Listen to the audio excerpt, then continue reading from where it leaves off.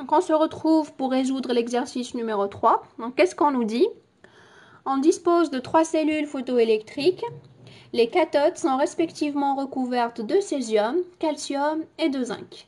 Donc ces 3 métaux sont éclairés successivement par une lumière monochromatique de fréquence nu qui est égale à 6 fois 10 puissance 14 Hz. En premier, on nous demande de calculer l'énergie en joules et en électronvolts donc d'un photon de cette radiation. Maintenant, vous devriez avoir l'habitude de calculer l'énergie. C'est très simple. Donc, on sait que E est égal à H fois la fréquence. On va directement appliquer. H, c'est 6,62 par 10 puissance moins 34. La fréquence, nous l'avons. C'est 6 par 10 puissance 14 Hz. Donc, nous allons avoir ici notre énergie directement en joules. Donc, E est égal à 3,97 par 10 puissance moins 19 joules. On doit la retrouver en électronvolts. Donc, comme tout à l'heure, donc on sait que un électronvolt vaut 1,6 par 10 puissance moins 19 joules. Donc, combien cette énergie vaudra en électronvolts? Donc, nous allons multiplier l'énergie qu'on a retrouvée sur 1,6 par 10 puissance moins 19. C'est 3,97 par 10 puissance moins 19 divisé par 1,6 fois 10 puissance moins 19. Donc, E est égal à 2,48 électronvolts. Donc, voilà pour la première question. Passons à la deuxième question. On vous demande lequel de ces 3 métaux provoque-t-il l'effet photoélectrique? Justifiez votre réponse. Donc, petit rappel de ce que nous avons dit en cours. L'effet photoélectrique a pour but de produire, ou bien de créer un courant électrique.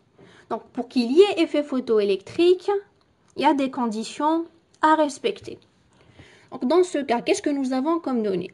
On nous a donné les 3 valeurs du travail de sortie propre à chaque métal.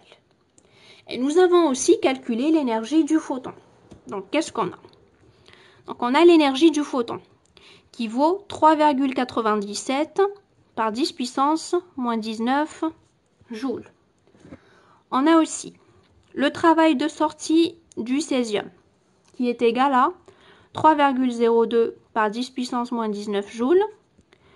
Le travail de sortie du zinc qui est égal à 4,01 fois 10 puissance moins 19 joules. Et enfin, celui du calcium qui est égal à 4,29 fois 10 puissance moins 19 joules. Donc, qu'est-ce qu'on a dit? On a dit que pour qu'il y ait effet photoélectrique, l'énergie du photon doit être au minimum égale au travail de sortie. Donc, d'une façon plus générale, l'énergie du photon doit être supérieure ou égale au travail de sortie, ou bien à l'énergie nécessaire pour arracher un électron de notre plaque métallique. Donc ici, si on comparait l'énergie du photon aux 3 valeurs du travail, on remarque bien que l'énergie du photon est supérieure au travail de sortie du césium. Donc du coup, nous allons dire que c'est le césium qui va provoquer l'effet photoélectrique.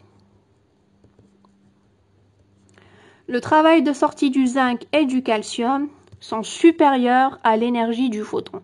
Donc, il n'y aura pas d'effet photoélectrique avec ces 2 métaux. Donc, voilà pour la deuxième question. Pour la dernière question, on vous demande de calculer la longueur d'onde seuil du métal césium. Donc, calculer la longueur d'onde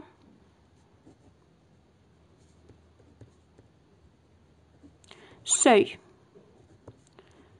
du césium. Donc, on sait que la longueur d'onde seuil est égale à C sur la fréquence seuil. Nous l'avons dans les données. Donc, on va directement faire l'application numérique. Donc, la fréquence, nous l'avons. C, c'est une constante, nous l'avons aussi. Donc, la longueur d'onde seuil est égale à 3 fois 10 puissance 8 divisé par 6,00 fois 10 puissance 14. Donc, la longueur d'onde seuil est égale à 5 fois 10 puissance moins 7 mètres, ce qui est égal à 500 nanomètres. Donc voilà pour l'exercice numéro 3 qui est fini. Pour l'exercice numéro 4, comme on s'est entendu en TD, nous allons le faire avant de commencer le nouveau chapitre. À très bientôt pour de nouvelles vidéos.